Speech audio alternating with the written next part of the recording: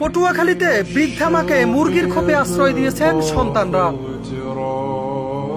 দর্শক, একটি মর্মান্তিক ঘটনা জানাতে চাচ্ছি আপনাদের, যা শুনলে আসলে আপনার চোখ থেকে পানি বের হবে।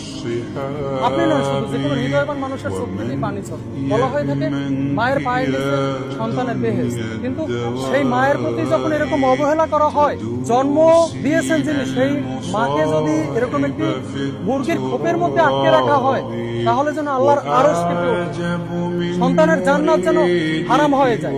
এরকম একটি ঘটনার বর্ণনা জানাতে চলেছি আপনাদের।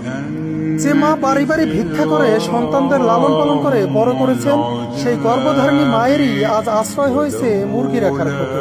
বৃষ্টির পানিতে ভিজে যাওয়া এরকম স্যাঁতস্যাঁতে পরিবেশেই দীর্ঘ বছর যাবৎ বসবাস করছেন জনম দুঃখিনী মা। মুরগি রাখার এই খোপটিতে নেই কোনো কাঁথা কিংবা বালিশ, এমনকি হাওয়া বাতাসও চলতে পারে না ঠিকঠাক। দেখা যায় এমন একটি ঘরেই কোনো মতে খুঁটোমুটো দিয়ে বসে আছেন অসহায় মা। একটু পরপর খাবারের জন্য করছেন ডাক চিৎকার, কিন্তু কে শোনে তার চিৎকার? জানা যায় ঝড় বাদল যাই হোক না কেন, সকাল হলেই বৃদ্ধা মাকে মুরগির খোপে রেখে কাজে চলে যান সন্তান ও পুত্রবধূরা।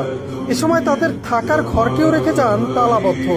নিরুপায় হয়ে খাবারের আশায় নরবরে শরীরখানা নিয়েই এবারে ওবারে ছুটে বেড়ান জনম দুঃখিনী মা। সম্প্রতি পা পিছলে আছাড় খেয়ে মাথা ফেটে যাওয়া সহ হাত ভেঙে গেছে বৃদ্ধা মা নূরজাহান বেগমের। সারাদিনের যন্ত্রণায়ও ছটফট করছেন তিনি। এছাড়াও একটু পানি খাওয়ার জন্য করছেন তীব্র আহাজারি, কিন্তু একাকী বাড়িতে তারে করুণ আহাজারি শোনার জন্য কেউ নেই।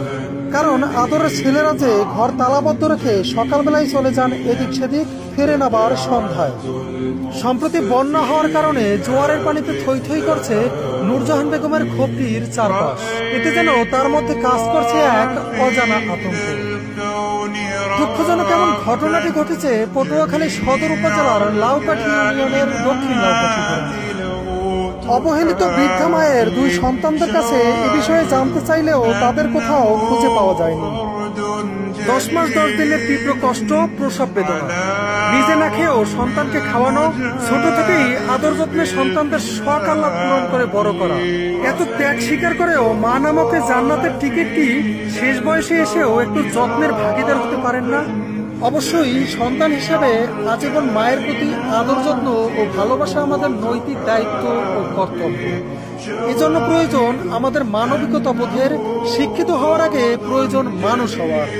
তবেই পৃথিবী হবে আরো সুন্দর, শান্তিময়।